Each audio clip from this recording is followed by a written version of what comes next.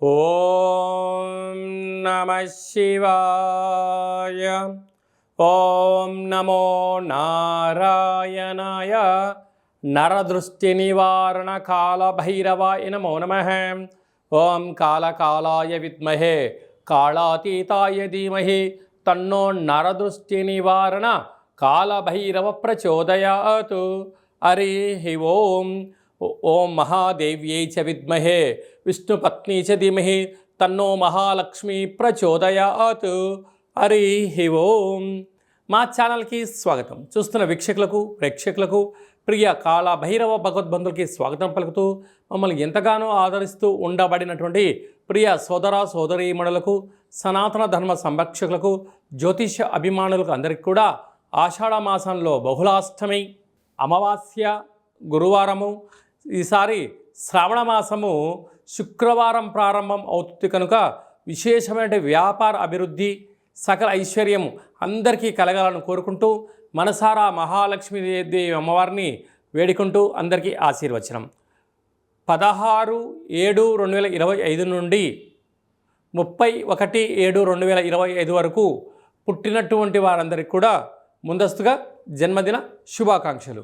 గతంలో వివాహం చేసుకున్న వారికి వివాహ వార్షికోత్సవ శుభాకాంక్షలు.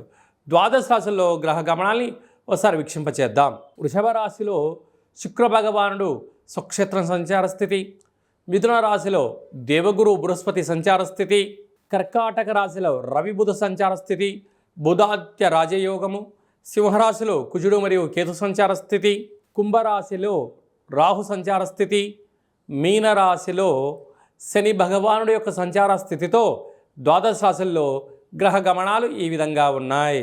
మకర రాశి వారికి ఆషాఢ మాసంలో బహుళాష్టమి అమావాస్య గురువారము, గురుపుష్యార్క యోగ సందర్భంగా ఐశ్వర్యాన్ని ఎలా పొందాలి, అష్ట కష్టాలను ఎలా నివారించుకోవాలి, అష్టైశ్వర్యకి ఎలా స్వాగతం పలకాలి, మరియు శ్రావణ మాసము మొదటి శుక్రవారం ప్రారంభం అవడం వలన లక్ష్మీదేవి యొక్క కృపకటాక్ష వీక్షణ ఎలా పొందాలో ఈ వీడియోలో సవివరంగా సంపూర్ణంగా తెలుసుకుందాం. మకర రాశిలో ఏ నక్షత్రాలు వస్తాయనగా ఉత్తరాషాఢ నక్షత్రంలోని 2, 3, 4 పాదాలు, శ్రవణ నక్షత్రంలోని 4 పాదాలు, ధనిష్ఠా నక్షత్రంలోని 1, 2 పాదములు కలిపితే మకర రాశి అవడం జరుగుతుంది. రాశాధిపతి శని భగవానుడు. వీరికి 2వ స్థానంలో రాహు సంచారం చేయడం వలన వృత్తులలో, ఉద్యోగాలలో, వ్యాపారాలలో అనేక మంది శత్రువులు పొంచి ఉన్నారు. సీజన్గా వచ్చేటువంటి వ్యాధులు పొంచి ఉన్నాయి కనుక అసలు ఇది వర్షాకాలం అవ్వడం వలన గోరువెచ్చని ఆహారము, నిత్యము గోరువెచ్చని నీరు తాగడము, ఉదయము సాయంత్రము పాలల్లో పసుపు వేసుకొని తాగడం వలన రోగ నిరోధక శక్తి పెరిగి సంపూర్ణ రోగాల బారిన పడకుండా ఉండే అవకాశం చాలా అధికంగా ఉంటుంది. దయచేసి అప్పులు ఇవ్వద్దు, అప్పులు తెచ్చుకోవద్దు. అలాగా వీరికి తృతీయంలో శని భగవానుడు ఉండడం వలన తల్లిదండ్రుల మాట, గురువుల మాట సత్ప్రవర్తనగా ఉండగలిగినట్లయితే చాలా మంచి కాలం ఉంటుందని చెప్పి గమనించాలి.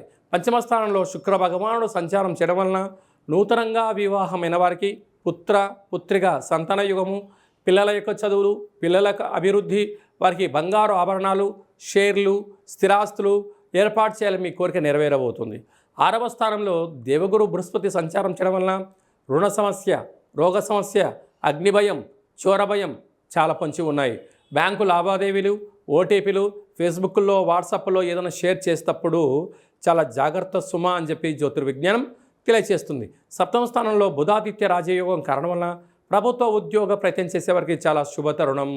అలాగే తండ్రి ఉద్యోగం కానీ, తల్లిగారి యొక్క ఉద్యోగం కానీ, లేకపోతే గవర్నమెంట్ నుంచి వచ్చేటువంటి మీకు పత్రాలు కానీ మీకు రావాలి అన్నట్లయితే ప్రభుత్వ అధికారులతో చాలా సఖ్యతగా గౌరవాన్నిచ్చి గౌరవాన్ని పుచ్చుకోగలిగితే విజయం మకర రాశి వారి సొంతం అవుతుంది. 8వ స్థానంలో కుజుడు మరియు కేతు సంచార స్థితి ఉండడం వలన మీ జన్మ నక్షత్రం రోజున, అమావాస్య రోజున, అష్టమి తిథి యందున దూరావాయు జల ప్రయాణాలు పెట్టుకోవద్దు. అనేక రకాల ఇబ్బందులు కూడా పొంచి ఉన్నాయి. ఇలాంటి కాల సమయంలో శ్వేతార్కము అనగా తెల్ల జిల్లెడి యొక్క వృక్షము, అక్కడ కూష్మాణ దీపాన్ని ఏర్పాటు చేయడము, 27 మార్లు ప్రదక్షిణ చేయడము, ఇంకొంచెం ఓపిక కలిగితే ఆ వేరును తీసుకొచ్చి ఇంట్లో పెట్టుకోగలిగినట్లయితే మకర రాశి వారికి విపరీతమైన రాజయోగం కలిగి అష్ట కష్టాలకు స్వస్తి పలికి అష్టైశ్వర్య స్వాగతం పలుకుతారు. ఎందుకనగా శుక్రవారం పూట శ్రావణ మాసం ప్రారంభం అవుతుంది కనుక లక్ష్మీదేవి అమ్మవారిని స్మరణ, ధ్యానము ఐశ్వర్యాన్ని, ఆనందాన్ని కట్టబెట్టబోతుంది. హోటల్ వ్యాపారస్తులు, నీటి వ్యాపారస్తులు, విదేశాలకు వెళ్ళాలి, ఎక్స్పోర్ట్స్ అండ్ ఇంపోర్ట్స్ బిజినెస్ చేసేవారు, అలాగా లెక్చరర్స్, స్కూల్ టీచర్సు, విద్యా బోధన, పఠనము, సంపూర్ణ సెల్ఫ్ మార్కెటింగ్ చేసేటువంటి వారందరికీ కూడా చాలా మంచి కాలం ఉందని చెప్పి కూడా గమనించాలి. జూలై మాసంలో ద్వితీయార్థంలో ముఖ్యమైనటువంటి పండగల గురించి క్లుప్తంగా, సవివరంగా, సంపూర్ణంగా తెలుసుకుందాం. 18వ తారీఖున 7వ నెల 2025 బహుళ అష్టమి, భాద్రపద మాస బహుళ అష్టమి సందర్భంగా కాళభైరవ స్వామి స్మరణ ధ్యానము యోగదాయకం అని చెప్పి కూడా గమనించాలి. అలాగనే మనకు 24వ తారీఖున గురువారము పునర్వసు పుష్యమి నక్షత్ర సందర్భంగా గురు పుష్యార్క యోగ అమావాస్య అంటారు.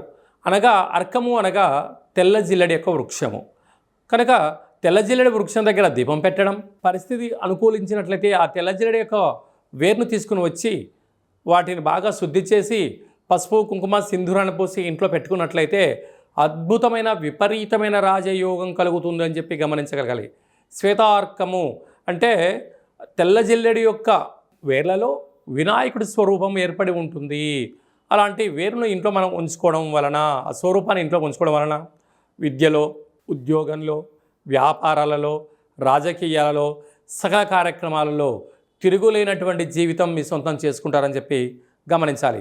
అందరికీ ఆ యొక్క శ్వేతార్క వరసిద్ధి మహాగణపతి వారికి ఆశీస్సులు ఉండాలని కోరుకుందాం. అందరికీ ఎవరికి ఎలాంటి అష్ట కష్టాలు లేకుండా అష్టైశ్వర్య ప్రాప్తిని కలిగించాలని కూడా మనసారా కోరుకుందాం. అలాగనే ఈ సంవత్సరం మనకు శ్రావణ మాసము మొదటి శుక్రవారంతోనే ప్రారంభమవుతుంది. విశేషంగా పుష్యమీ నక్షత్రము ఆశ్లేష నక్షత్రంలో ప్రారంభం అవుతుంది కనుక ఈ సంవత్సరం మహాలక్ష్మీదేవి అమ్మవారిని అందరికీ విద్య, ఉద్యోగ, వ్యాపార, జన ఆకర్షణ, ధన ఆకర్షణ కలిగించే యోగ్యత శక్తి ప్రసాదించబోతుందని చెప్పి కూడా గమనించాలి.